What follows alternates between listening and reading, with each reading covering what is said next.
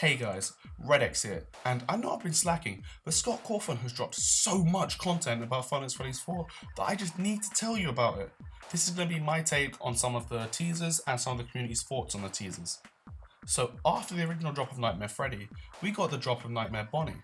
Now, if you look in Bonnie's eye, there's a light in one of his eyes, and one only, which is similar to the Nightmare Chica picture, which I'm going to talk about in a minute. I don't know what this means, but I like to believe it just means that the children are still possessing the animatronics, meaning that whatever timeline it's in, and when they've been rebuilt into their grotesque nightmare forms, the children are still there haunting the animatronics and keeping that like ghostly, night of Five Nights at Freddy's, just goodness that we all love. Now, if you look at Bonnie's mouth, he has two sets of teeth. They're very sharp and angular. They remind me of a shark's teeth.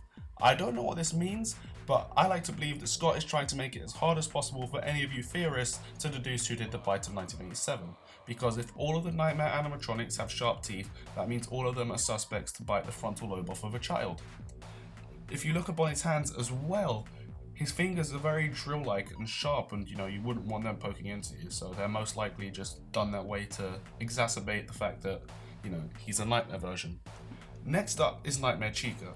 Now, the same way to Nightmare Bonnie and Nightmare Freddy, they're both very decrepit and breaking apart. You can see her endoskeleton and some of her joints. She also has the super sharp teeth and, just the plentiful rows of teeth.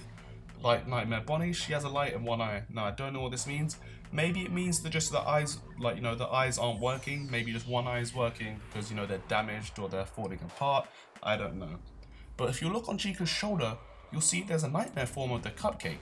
Now, we've never really seen too much from the cupcake, like in the games or from Scott. The cupcake's just kind of always been there. Sometimes it will appear in the office, sometimes it will disappear. Some people told me that it blinks. I've never seen that personally, but maybe the cupcake will have a bigger role in the new Five Nights at Freddy's game, or maybe just a new role in the Five Nights at Freddy's universe in whatever's to come. Just like the Nightmare Bonnie picture as well, it says, "Was it me?" Now, I think this relates again to the bite of 1987, where Scott's trying to make you guess who it was that committed it. Next up is the Nightmare Foxy picture, which is one of my favourites of all of the teasers that have been dropped so far. Now, unlike the others, Foxy has a tongue, and I really don't get that part, because why would a robot need a tongue? If Foxy was originally the one believed to have done the bite of 1987, there would be no point of having a tongue in the animatronic, because it would just only need to open its mouth. Now, on Foxy's picture, you can see his hook, which I don't know if I can relate this really, but just like Nightmare Freddy and Nightmare Bonnie, you can see their hands, so I'm going to count Foxy's hook as a hand.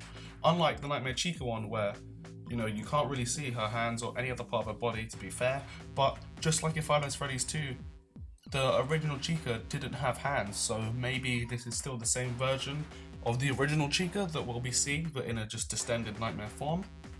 Now, as well in the corner, you can see that Foxy's part says, "or me," which again links to what Scott's doing to try and make it as hard as possible for people to figure out who did the bite of 1987.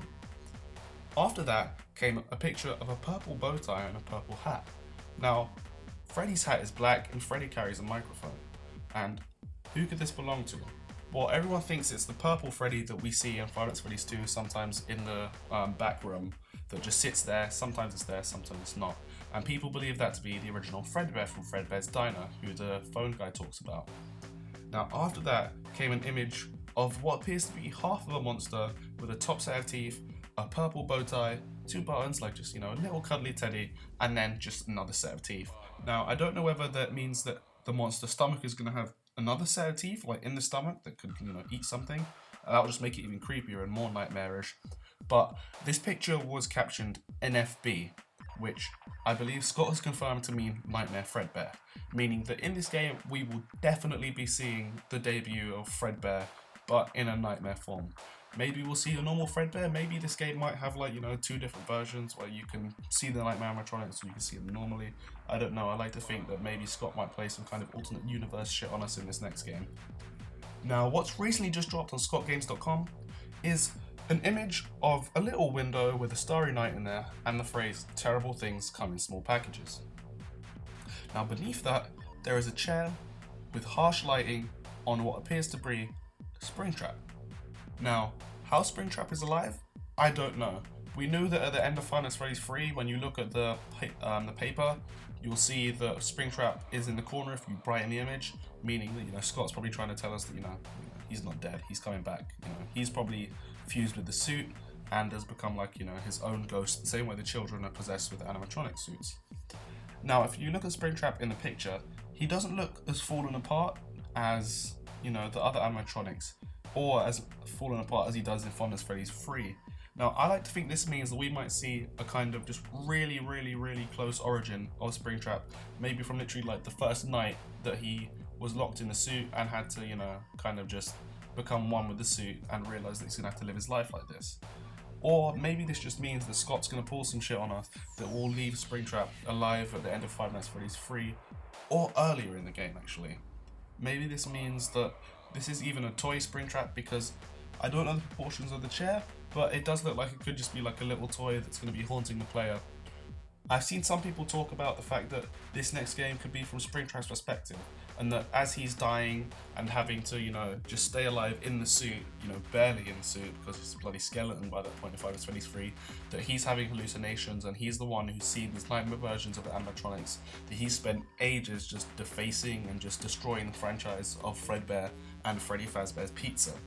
Now, I'm not entirely sure if I buy that, because I don't think that Scott would really give us the ability to play as Springtrap, because how would that work? A majority of the Five Nights at Freddy's games, or all of them, have been around the camera like ability and the camera gameplay and style, and that's how the horror from these games kind of derives. And I like to believe that we're gonna have to use a new surrounding, so a new location that's gonna come in. We're gonna have some new mechanics that are going to work, I think, a lot more with the whole hallucination thing that was a big part of Five Nights at Freddy's 1. We're going to be seeing a lot of stuff that's going to make us question, you know, was it there? Do we need to protect it? Will we need to, like, if there is doors, will we need to shut them to keep out these animatronics? But are these animatronics even there?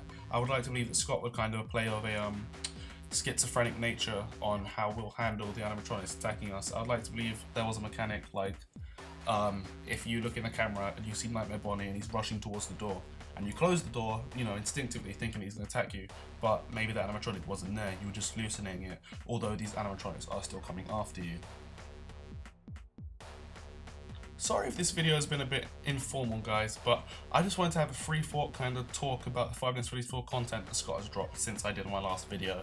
I've kind of been slacking on that front, and I'm hoping to get some more videos out, you know, sooner. Gonna do some top 10s, top 5s, just some trivia videos. I like doing that kind of stuff. And I'm really excited for these games, to be honest. I can't wait for Halloween, and I hope that Scott doesn't drop it earlier, because I think that the momentum that he's got right now with the content that he's dropping is keeping enough interest without letting it get boring, without him being like, you know, oh, here's another teaser, and people just lose the hype. He's keeping it evenly paced, and everyone's keeping the hype going. It's got a lot of momentum.